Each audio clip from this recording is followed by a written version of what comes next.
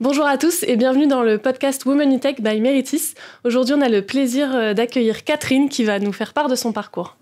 Merci beaucoup de m'avoir invitée. Avec plaisir. Justement, est-ce que tu peux te présenter rapidement à nos auditeurs ? Bien sûr. Je suis Catherine Vergras. Je suis développeuse C++. Ça fait presque 8 ans, 10 ans de carrière. Et ça fait 3 ans que je suis chez Meritis. Est-ce que tu peux nous faire part de ton parcours, s'il te plaît ? Oui. Et donc, mon parcours dans la tech, c'était pas non plus une vocation qui est apparue comme ça de nulle part. Et c'était sûrement plutôt grâce à une de mes profs quand j'étais en collège et qui a remarqué que j'étais plutôt douée en maths et en physique. D'accord. Et qui m'a un peu poussée à continuer dans un lycée spécialisé, en fait, pour ensuite continuer un parcours dans l'ingénierie.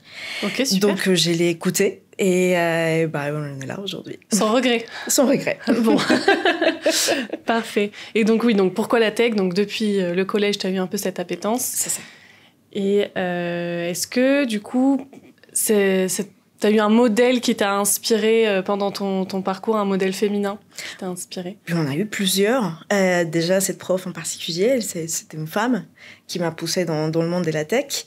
Ensuite, pareil, plusieurs enseignantes dans mon parcours universitaire, que ce soit au Costa Rica ou ici. Et enfin aussi, un grand modèle, c'était pendant mon premier job. Et c'était Marie, si jamais elle m'écoute, je t'embrasse.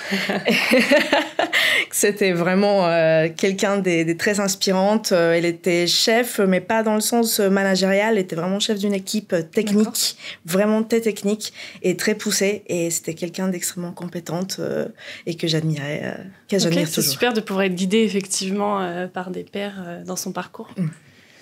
Et au niveau de tes défis et de tes réussites, qu'est-ce que tu as rencontré justement sur ton parcours en défis et réussites professionnelles dans ce monde de la tech ? En défi, on parle, j'imagine, surtout des stéréotypes des genres. C'est que, à l'époque, même quand j'étais à la fac, je m'apercevais pas, en fait. J'étais pas très consciente des stéréotypes des genres que je subissais. Et au fur et à mesure que, je pensais que presque pas, en fait, que j'avais presque pas. T'as jamais ressenti ça, ouais. C'est bien, c'est plutôt positif. Non, c'était juste un ressenti, finalement. Okay, au fur et à mesure que j'avançais et que j'observais aussi comment mes pairs aussi, femmes, que ce soit à la fac ou ensuite dans mes jobs, et j'ai remarqué de plus en plus, en fait, et je commençais à me rendre compte que j'avais plutôt normalisé. D'accord. Et tous les stéréotypes qu'on me faisait subir, en fait. Et donc, au départ, la manière de surmonter ça, c'était un petit peu avec l'humour. C'est de répondre à chaque fois avec un peu de sarcasme, un peu d'ironie. Mais petit à petit, on se rend compte que ça ne suffit pas, en fait. Et donc, on commence à être un petit peu plus cash, un peu plus direct. Non, ça va pas. Oui, et monter en leadership. Voilà. Et surtout que, on peut même faire la différence entre deux types de stéréotypes, que ce soit l'individu qui vient avec ses préconditions, on va dire, préconcepts de ce qu'il croit et ce qu'il ne croit pas. Mais il y a aussi un peu plus systématique, les choses un peu plus institutionnalisées. D'accord. Et donc, pour donner un exemple, on va dire le pire exemple que j'ai vécu, c'était pendant un entretien d'embauche, qu'on me pose la question sur ma vie personnelle, si je veux des enfants. Oui, ça c'est classique, malheureusement. Malheureusement, on pourrait croire qu'en 2025, c'était pas en 2025, c'était il y a quelques années déjà, sûr. Mais que déjà dans les années 2000, ça continue ça n'arrive plus, si, malheureusement. Et en parlant aussi avec mes pairs, je me rends compte que je n'étais pas la seule, en fait, dans ces cas. Ça ne m'étonne pas, encore un petit peu de parcours à faire sur ces sujets-là, mais on va y arriver, j'en doute pas une seule seconde. Super, et pour rentrer dans le concret, justement, de ce monde professionnel, quel serait ton plus gros accomplissement concrètement, du coup, dans ton métier ? Qu'est-ce que tu accomplis ? Qu'est-ce que tu fais pour expliquer un peu, effectivement Oui. Comme je disais, je suis développeuse en C++.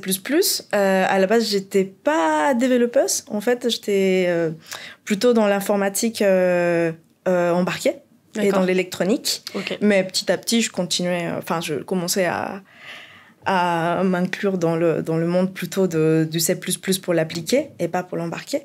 Et donc, du coup, mon plus beau accomplissement, c'était... Bon, j'étais pas toute seule, mais j'étais avec mon équipe, mais c'était quand même quelque chose de bien. Et c'était pendant mon premier job.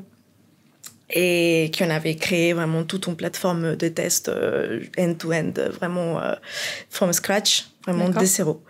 Et c'était un projet qui a duré 4 ans. Ah oui, d'accord, effectivement. Ouais, c'était assez gros, c'était pour la 5G, enfin pour la couche 2 de la 5G. Et franchement, c'est ce qui m'a appris le plus, vraiment d'un point de vue technique ou humain. D'accord, il faut tout lire sur du long terme, effectivement. Voilà. 5 ans, j'imagine que tu devais être contente de voir l'aboutissement. Complètement. Super. Et justement, pour parler un peu de ton arrivée chez Meritis, alors quel est ton rôle actuel, quels sont tes projets, qu'est-ce que tu peux nous dire sur tes missions chez Meritis? Oui, toujours en tant que développeuse C++. Et dans ce moment, je travaille pour les HPC, c'est les High Performance Computing. D'accord.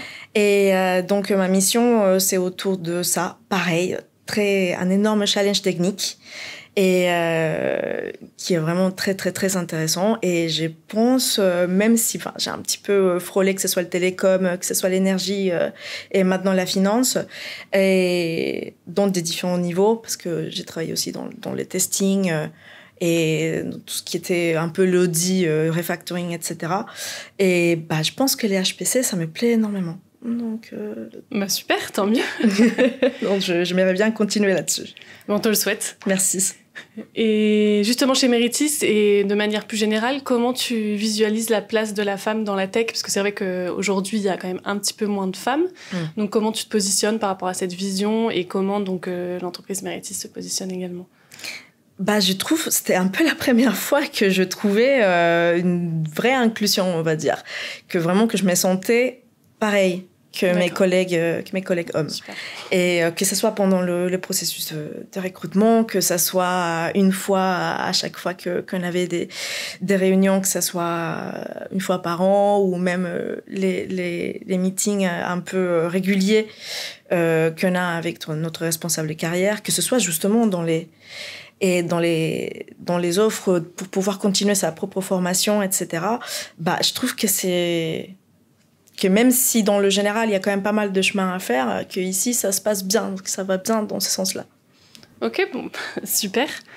Et quels conseils tu pourrais donner aux jeunes femmes qui veulent rejoindre un peu ce secteur de la tech? Ouf. J'en ai plein, mais s'il y en a un à retenir, c'est que si les hommes ils prennent beaucoup de place dans la tech, c'est justement parce qu'on a normalisé qu'ils prennent beaucoup de place. Donc, il ne faut pas avoir peur de prendre la place, de prendre la parole, de s'imposer, de croire à ses mots et de croire à ses propos. Et vous avez eu une énorme formation scientifique pendant plusieurs années. Et donc, n'hésitez pas à prendre la place, à prendre la parole et à vous imposer. Tout le monde est légitime. Oui. Ok, super. Un dernier mot peut-être pour celles qui hésiteraient encore à rejoindre ce secteur?